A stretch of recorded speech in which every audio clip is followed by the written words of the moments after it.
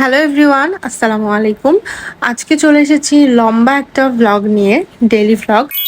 আজকের ভ্লগে থাকবে কিভাবে আমি সবকিছু ম্যানেজ করি সংসারে, আর কিভাবে সবকিছু আমি ফ্রিজের মধ্যে অর্গানাইজ করে রাখি। তো আজকে আমরা সবাই অনেক বেশি সকাল সকাল উঠে গেছিলাম, আর সকাল সকাল উঠেই নাস্তা করে আমরা বাইরে বের হয়ে গেছিলাম বাসার বাজার করতে, কারণ বাসাতে অনেক কিছুই ছিল না। তো বাইরে বের হয়ে আমরা তিনজন মিলে সকাল সকাল বাজার করেছি।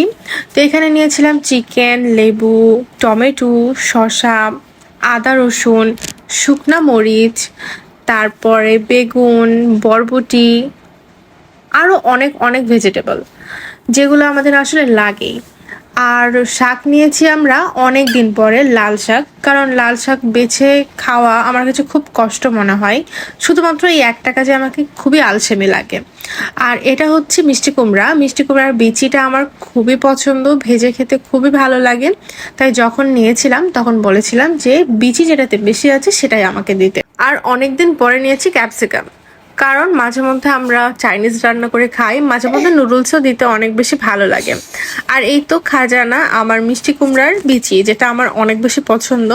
তো বাজার বের করার সময় অন্য অন্য পলিথিনের গায়ে লেগেছিল এই মিষ্টি কুমড়ার বিচিগুলো, তো সেটাই আমি নিয়ে আবার রেখে দিচ্ছি। আর এটা হচ্ছে পোলাওয়ের চাল। আমরা পোলাওয়ের চাউল আগে খেতাম অন্য ব্র্যান্ডের, এখন নতুনভাবে নিচ্ছি হচ্ছে ইস্পাহানি ব্র্যান্ডের। ইস্পাহানি ব্র্যান্ডের এই পোলাওয়ের চাউলটা কিন্তু বেশ ভালোই। এরপরে নিয়েছিলাম ডিম। ডিমটা আমাদের রেগুলার অনেক বেশি লাগে। আমার তো মনে হয় প্রত্যেকটা সংসারে এই একটা জিনিস খুব বেশি তাড়াতাড়ি শেষ হয়ে যায়। তো ডিমটা নেওয়ার পর এটাকে আমি এখন অর্গানাইজ করে রাখছি। আর যতবার ডিম কিনি একটা দুটো ডিম ফাটা থাকেই, এটা খুবই কষ্ট লাগে, কারণ আমরা ডিম ভাজা খুব কম খাই, আমাদের ডিম সিদ্ধটাই বেশি খাওয়া হয়। তো যেহেতু একটা দুটো ডিম ফেটে যায়, তখন সেটাকে পোচ করে অথবা ভেজে খেয়ে নিতে হয়। তো যাই হোক, ডিম কিন্তু খেতে খুব একটা ভালো না হলেও অনেক বেশি উপকারী, কারণ প্রোটিন থাকে। আর আমি ডিপ ফ্রিজটা খুলে নিচ্ছি, কারণ ডিপ ফ্রিজে আমি অনেকগুলো ফাঁকা বাটি রেখে দেই, মানে পট, যেগুলোতে আমি কখনো চিকেন রাখি, মাছ রাখি। মাছ মাংস শেষ হয়ে গেলেও আমি পটগুলোকে ধুয়ে আবার ডিপের মধ্যে রেখে দিই, কারণ এগুলো তো ডিপে রাখার জন্যই নিয়েছিলাম, আর বাইরে রাখলে খুব বেশি এলোমেলো লাগে। তো যাই হোক, এখন আমি চিকেনটাকে ধুয়ে নিব। আমি একদম চিকেনটাকে ধুয়ে ক্লিন করে তারপরে সেটাকে বক্সে করে করে ফ্রিজে রেখে দিই, কোনটা কি পরিমাণ কবে খাবো সেই অনুযায়ী। চিকেনটাকে ভালো মতো ধুয়ে রাখলে আমার কাছে এই কাজটা খুব সহজ লাগে, কারণ অনেক সময় হয় কি তাড়াহুড়াতে রান্না করতে হয়, মাঝে মধ্যে সময় থাকে না, তখন ধুয়ে রাখা চিকেনটা ফ্রিজে রাখার কারণে সাথে সাথে বের করে ভালো মতো আবার একটু ধুয়ে নিয়ে খুব তাড়াতাড়ি রান্না করে নেওয়া যায়।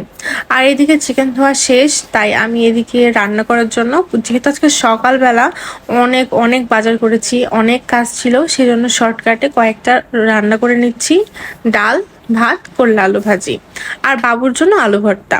তো ওইদিকে রান্নাটা চাপিয়ে দিয়ে এখন আমি বাজারগুলো একে একে তুলে নিব। আসলে একটার পর একটা যদি আমি কাজ করতে যাই, সেক্ষেত্রে হয় কি অনেক লেট হয়ে যায়। মানে আমি আগে বাজার তুলবো, তারপর আমি রান্না করব, এইভাবে করতে গেলে আসলে কাজ অনেক বেশি লেট হয়ে যায়।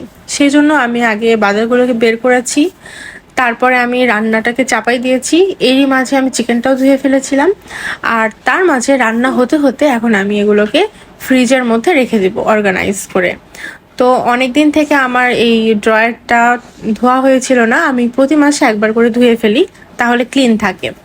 তো এক সাইডে আমি রাখলাম আলু আর পেঁয়াজ, যেটা সবসময় লাগে, আর অন্য সাইডে আমি রাখছি সালাদ আইটেম। মাঝখানে রাখছি আমি গাজর, শসা, টমেটো, আর তার পাশে রাখবো হচ্ছে সবজিগুলো। এখানে আমি পটলটা রাখছি, আর তারপরে আমি রাখবো ঢেঁড়স। আর যেহেতু হচ্ছে লেবু, শসা এগুলো সেম, তাই শসার পাশে আমি লেবুটাকে রেখে দিচ্ছি, আর ভেজিটেবলগুলো সবগুলো এক সাইডে রেখে দিচ্ছি, যেন আমি যখন কাজ করব আমার কাছে এটা খুঁজে নিতে সহজ লাগে। আর উপরে রাখলাম আদা রসুন, কারণ আদা রসুনটা আমি আজকে বেটে নিব, তো এই জন্য এটা উপরে রাখছি। আর মিষ্টি কুমড়াটা রাখার আগে মিষ্টি কুমড়ার বীজগুলোকে আমি ছড়িয়ে নিলাম, কারণ এটাকে এখন আমি ভেজে খাবো, আর বাকিটা আমি ফ্রিজে রেখে দিব। তো এইভাবে আমি আমার ফ্রিজের ড্রয়ারটাকে অর্গানাইজ করে রাখি। এলোমেলো করে রাখলে হয় কি খুঁজতে অনেক সমস্যা হয়। তো আমার এখানে জানা থাকবে যে আমি কোন সাইডে আলু আর পেঁয়াজ রেখেছি, কোন সাইডে আমি সালাদ আইটেম রেখেছি, আর কোন সাইডে আমি ভেজিটেবল রেখেছি। তো এইভাবে রাখলে খুব সহজ হয়।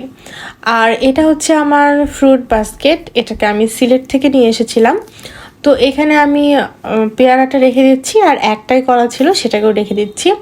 আমরা প্রতি রাতে বাইরে গিয়ে কলা নিয়ে আসি, সকাল হতে হতে সেটা শেষ হয়ে যায়।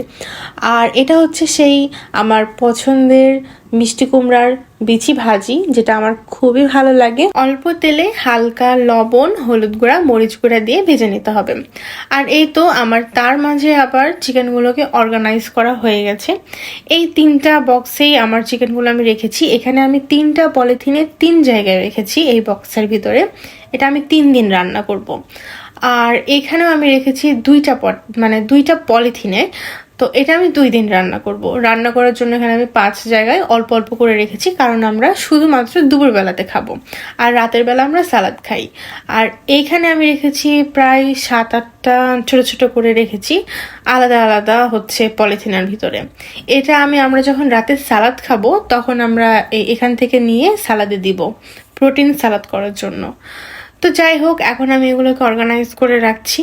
আমি আমার ফ্রিজে সব কিছু এভাবে বক্সে রাখি, এতে আমার ফ্রিজ একেবারেই নোংরা হয় না। নোংরা হয় না বলতে বছরে একবার আমাকে জাস্ট ক্লিন করতে হয়, এইরকম, এতটা নোংরা হয় না, সবসময় পরিষ্কার থাকে। আর এইদিকে আমার রান্না হয়ে গেছে। এখন আমি বাবুর জন্য আলু ভর্তা করব। আলু ভর্তা দিয়ে ভাত খেতে তার খুবই ভালো লাগে, তো তাই আমি আলু ভর্তাটা মাঝে মধ্যেই দেই। মাঝে মাঝে এমনও হয় যে অন্য কোনো ভেজিটেবল সে খায় না, শুধুমাত্র একটানা আলু ভর্তা দিয়েই ভাত প্রতিদিন খায়। তো এভাবে তো আসলে হয় না, এখন এর জন্য মাঝে মধ্যে আলু ভর্তা দিই, আর মাঝে মধ্যে অন্যান্য সব সবজি, তারপরে মাছ, মুরগি এগুলো দেই। তো এইদিকে আমার আলু ভর্তা করা প্রায় শেষ। আমি এখানে অল্প একটু মরিচ, সামান্য তেল, লবণ, অল্প একটু পেঁয়াজ দিয়ে আলু ভর্তাটা করে নিয়েছি, কারণ আমি এটাকে বাবুকে দিব, তাই খুব একটা বেশি পেঁয়াজ মরিচ দিইনি। আর এটা হচ্ছে শসা, টমেটো, পেঁয়াজ, মরিচ দিয়ে একটা সালাদ। এটা আমি মাখিয়ে নিচ্ছি, কারণ একটু পরেই সবাই খেতে চলে আসবে আর খেতে দিব। আর আমার এত এত কাজ করার পরে প্রচন্ড ক্ষুধা লেগে গেছে, আর সেজন্য সবার আগে আমি খেতে বসেছিলাম। মেয়ে মানুষের সংসার এমন একটা জিনিস যেখানে সকাল থেকে ঘুম থেকে ওঠার পর থেকে কাজ শুরু হয়। আর এই যে সকাল থেকে দুপুরের মধ্যে কতগুলা কাজ করতে হয় প্রত্যেকটা মেয়ে মানুষকে, এক এক দিন কিন্তু এক এক রকমের কাজ থাকে। যাই হোক, এখন লাঞ্চ শেষ করার পরে এই যে আমি এখন ক্যাপসিকামটাকে অর্গানাইজ করে নিয়েছি, কেটে বেছে ধুয়ে বক্সের মধ্যে নিয়ে নিয়েছি। আর এদিকে ধনিয়া পাতাটাও আমি ধুইনি, ধনিয়া পাতার যে শিকড়টা সেটাকে আমি কেটে ফেলেছি। ধনিয়া পাতাটা আমি রাখবো এখন নর্মাল ফ্রিজে, আর ক্যাপসিকামটা রাখবো আমি হচ্ছে ডিপ ফ্রিজে। যখন যখন প্রয়োজন পড়বে তখন তখন আমি এটাকে ইউজ করব। তো এইভাবে রাখলে সব কিছুই খুব সুন্দরভাবে থাকে, আর ধনিয়া পাতাটাও এইভাবে রাখলে নষ্ট হয় না বক্সে করে রাখলে। আর এইদিকে দুপুর শেষে ঝুম বৃষ্টি হচ্ছিল বিকালের দিকে। তো বৃষ্টি দেখতে খুবই ভালো লাগছিল, বৃষ্টির খুব সুন্দর সাউন্ড হচ্ছিল। আমার তো মনে হয় বেশিরভাগ মেয়েদের বৃষ্টি, মেঘলা ওয়েদার খুব বেশি পছন্দ, তার মাঝে আমারও অনেক বেশি ভালো লাগে। আর বৃষ্টি দেখতে দেখতে, বৃষ্টির সাউন্ড শুনতে শুনতে আমি এদিকে নিয়ে বসে গিয়েছিলাম বিকেলের দিকে লাল শাক বাছার জন্য। তো এটা আমার কাছে খুবই কঠিন লাগে, কারণ একটা একটা করে পাতা দেখা, কোনো নোংরা আছে কিনা বোঝা, তো এভাবে বাঁচতে অনেক সময় লাগে। আর সেজন্য আমার শাক খাওয়াও হয় খুব কম। কিন্তু ভাবলাম যে এতটা আলসেমি করলে হবে না, মাঝে মধ্যে একটু শাক খাওয়া উচিত। শাকে প্রচুর পরিমাণে ভিটামিন, মিনারেলস এবং আয়রন আছে, আর তাই আমি ভেবেছি আমিও খাবো, সাথে আমার বাবুকেও খাওয়ানোর অভ্যেস করব। তো বৃষ্টি হচ্ছিল, এর মাঝে আমি এইভাবে শাকগুলো বাছতে থাকি। আর শাক বাছতে প্রায় অনেকক্ষণ সময় লেগে গেছিল আমার, প্রায় আধা ঘন্টারও বেশি। শাক বাছা শেষ করতে করতে বৃষ্টিটা প্রায় থেমে গেছে। এখন সন্ধ্যাও আজান দিচ্ছিল, সন্ধ্যার আজান। তো সন্ধ্যার আজানের পর সন্ধ্যার নাস্তা না হলে হয় না, সারাদিন অনেক কাজ করেছি, আর তাই আজকে ইচ্ছে হলো যে একটু আমি চা খাই। চায়ের সাথে আমি একটু ব্রেডকে ভেজে তারপরে খাবো, খুব ভালো লাগে ভাবে খেতে। আর চায়ের সেন্ট হওয়ার জন্য আমি এর মধ্যে দিয়েছিলাম একটু এলাচ। মাঝে মধ্যে একটু আলাদা করে ফ্লেভার করে খেতে কিন্তু চা ভালোই লাগে, এলাচ দিলে খুব সুন্দর একটা ফ্লেভার আসে। আর তাই এলাচ দিয়ে আগে দুধটাকে ফুটিয়ে নিয়েছিলাম, এরপরে আমি চা পাতা দিয়ে ভালো মতো করে এটাকে ফুটিয়ে নিয়েছিলাম। আর এই তো এটাই আমার আজকের সন্ধ্যার নাস্তা। আমি আর আমার বাবু দুজন মিলে বসে বসে খাবো, কারণ আমার হাজবেন্ড এইরকম টাইপের নাস্তা পছন্দ করে না, মানে সে চা খেতে পছন্দ করে না। আমার সাথে এটা তার একটা অমিল। আমি চা খেতে খুবই পছন্দ করি, আর আমার হাজবেন্ড চা খেতে মোটেও পছন্দ করে না। আর তাই আমার চা খাওয়ার পার্টনার হচ্ছে আমার বাবু। আমরা দুজন মিলে এটাকে একসাথে বসে বসে উপভোগ করছিলাম। আর এই তো এটাই আমার আজকের ডেইলি ভ্লগ, সকাল থেকে সন্ধ্যা পর্যন্ত। কেমন লাগলো সবার জানাবেন কমেন্ট বক্সে। যদি ভালো লেগে থাকে তাহলে লাইক, কমেন্ট আর সাবস্ক্রাইব করে পাশে থাকবেন।